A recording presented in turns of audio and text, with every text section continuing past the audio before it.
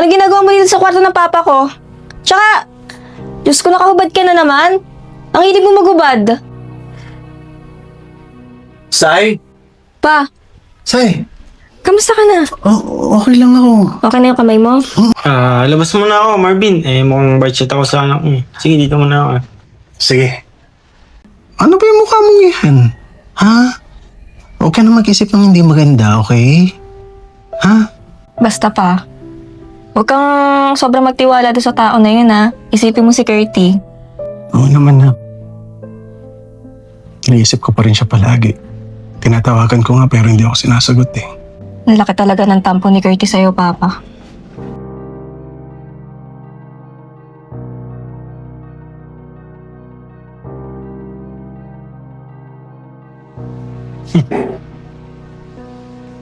Ganun yung mga tipong babae.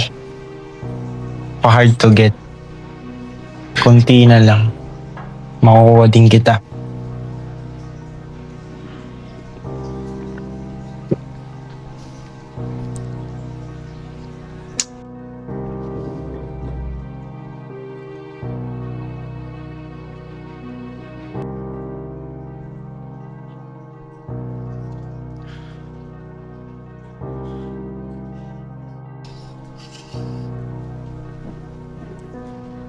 Pin, tulog ka na ba? Pin? Tulog na yata ito. Huwag mag-alala. Dito lang ako. Babantayan kita.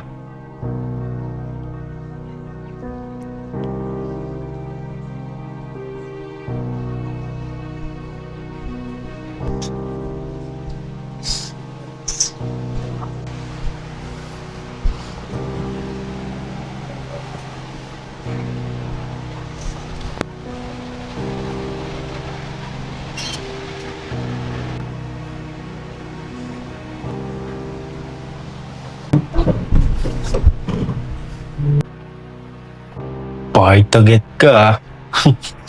Makukuha kita ngayon. Uy! Ano ginagawa mo dito? Uy! Ayop ka! Papa! Makapatawan mo ako! Papa! Ayop ka! Ayop ka! Ayop ka!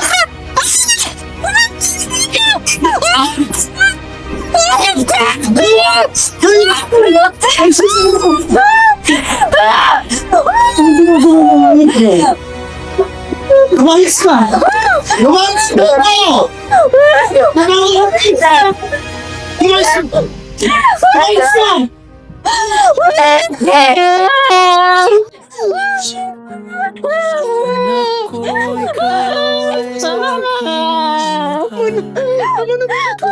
Ngunit ikaw ay aking Tama na, baby. Andito na si Papa. hanapin ang sarili at ikaw ay maiwan. Inom ka muna ng tabi. Minsan ko ay hindi nangangahulugan. Hindi ka mahal, sana ay maintindihan. Patawadan na Tawarin mo si Papa. iwan ka walang Kasalanan ko kasi tinanggap ko pa si Rob dito. Hindi ako makinig sa'yo. Sorry. Akala ko nga bakit ngayon nakakatulong siya para ang nagduduyan makalimutan ko si Curty. kang lumisan? Maling-mali ako. Maling-mali si Papa. Sorry, baby. Patawarin mo si Papa, baby. Huwag kang magalit sa akin, ha? Huwag kang magalit sa akin. Pauwi mo na ako bukas. Gusto mo ba ihatid kita? Hindi na. Kaya ko na. Mo sinabi, bakit ang nadarama Sige. iyong sinarili? Kung alam ko lang at ikaw ay nagsabi, sana hanggang ngayon ikaw ay katabi. Pa, alis na po ako. Pero babalik pa rin naman po ako. Hindi ka ba muna mag-aalmusal? Hindi na pa. Tsaka, huwag po kayo mag-alala. Hindi ko sasabihin kay mama yung nangyari. Salamat. Sorry uli, anak. Kasalanan ni Papa. Sorry ha. Mag-iingat ka.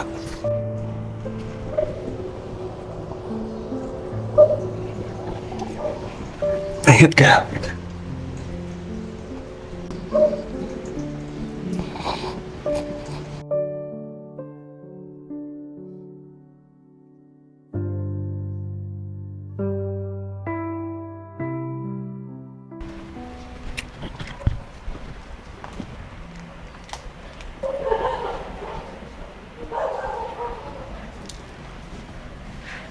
Hello, Be. May malaking pabor ako sa'yo. Tulungan mo ako. Sige.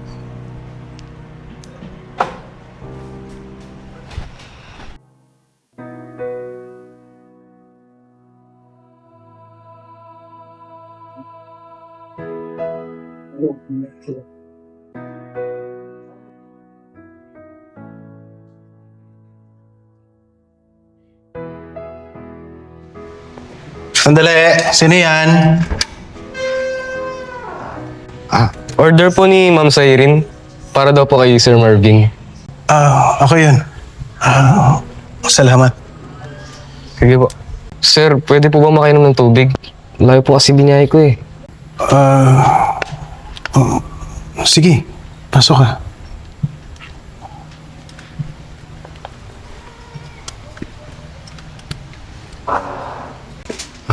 Pasensya na po, sir. Naistorbo ko po pa yata kayo eh.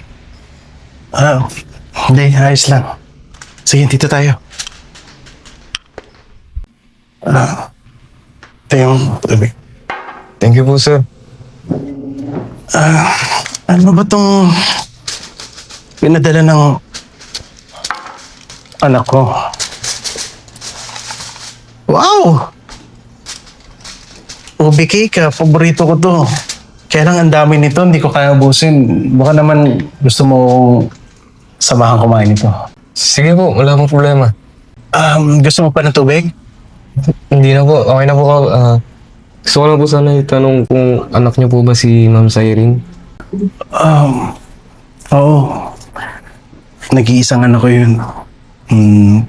Nagkaroon lang kami ng problema kaya sana nandito pa siya. Ganun po ba? Ang layo ng lugar niyo po, no? Pwede po ba magpahinga muna saglit dito? Ang layo po kasi. Sige, walang problema. Ikaw, okay lang ba? Kasi hindi ka ba hinahanap sa inyo? Gabi na rin. Pero kung wala naman naghanap sa'yo, sige, okay lang. Kahit anong oras, pwede ka naman dito. Okay lang po ba kahit dito lang po muna ako? Oo naman. Gusto mo kahit sa sofa ka para mas ma-relax ka doon. Sige na, punta ka doon. Sige po. Ha? Anak, ginawa mo yun? Pinag-isipan mo ba ng mabuti yung desisyon na ginawa mo? Oo, ma. Tsaka, pabayaan mo na ako. Gusto ko maging masaya si Papa. Ayoko nalulungkot siya. Pero say, anak, maling-mali pa rin yun. Paano pag nasaktan ulit yung tatay mo? Hindi tama yung ginawa mo, anak. Ma, kung nandun ka lang, makikita mo yung itsura ni Papa. Sobra talaga siya nasaktan sa mga nangyayari. At saka isa pa, ma, dalawang lalaki na yung nanakit kay Papa. Sandali lang, Say, ah. Hindi naman sa nangihimaso ako, pero sa tingin ko, dalawa kayo ng tatay mong masasaktan dyan. Oo, anak. Tama yung Tito Kel mo. Tsaka anak, okay ka lang ba? Dapat hindi mo yun ginawa kasi mas magugulo yung sitwasyon. Naiintindihan mo ba yun, anak? Ha? Okay lang ba lahat ng mga desisyon na ginawa mo? Bakit hindi ka nagsabi sa amin agad na ginawa mo yun? Dapat sinabihan mo kami ng Tito Kel mo para natulungan ka namin. Bakit ka na, anak, Say? Ha? Sorry, ha?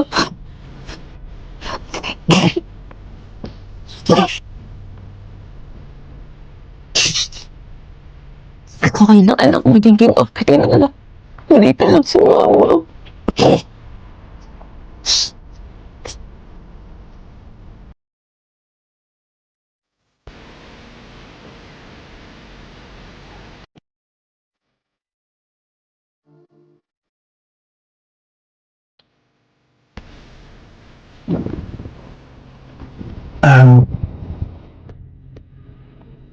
Boy.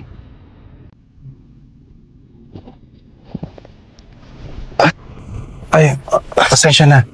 Istorbo ko. Yata yung tulog mo. Okay lang po. Anong oras na po ba? Mag-aalas dos na ng madaling araw kasi hindi kita ginising kanina. Mukhang napasarap na yung tulog mo eh. Teka, nakatulog ka na dito sa bahay ko pero hindi pa rin kita kilala. Hindi ko pa rin alam yung pangalan mo. Ano nga bang pangalan mo? Ako po si Marquez. Baka pwede po dito na po ako magpalipas ng gabi. Oh, sige. Mukhang delikado na rin sa daan eh. Sorry. Sige. Tuloy mo na yung pahinga mo. Okay ka na ba dyan? Gusto mo sa kwarto? May kwarto sa taas. Okay lang po. Komportable na po ako dito. Sige. Maiwan na kita. Tutulog na rin ako. Salamat po.